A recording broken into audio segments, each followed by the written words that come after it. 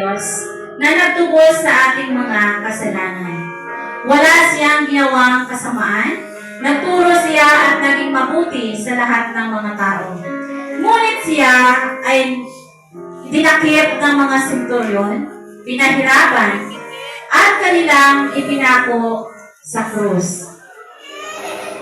Nalungkot ang mga tagasunod ni Jesus, kasama sina Maria, Marta, at Maria Magdalena, at ang lahat ng mga sumusunod sa Kanya.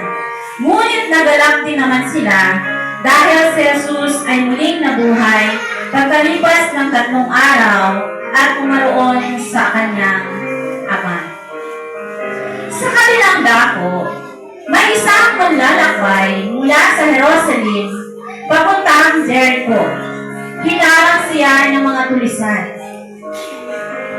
Binugbog, hinubaran, at iniwang halos patay na.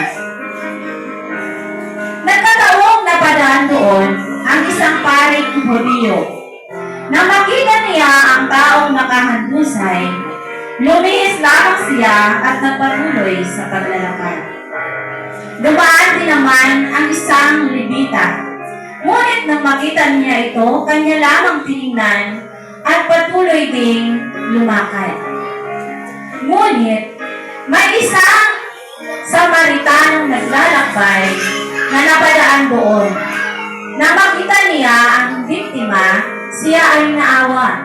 Nilapitan niya ito, ginamot ang mga sugat at binindahan. At isinakay niya sa kanyang daladalang asno upang dalahin sa bahay panuluyan upang gamutin at alagaan. Ang tanong ni Jesus, sa palagay ninyo, sino kaya sa 3 ang naging tunay na kapwa ng taong hinarang ng mga tulisan? Ang taong tumulong at nagpakita ng awa at pagmamahal. Kung gayon, sabi ni Jesus, humayo ka at gayon din ang iyong gawin.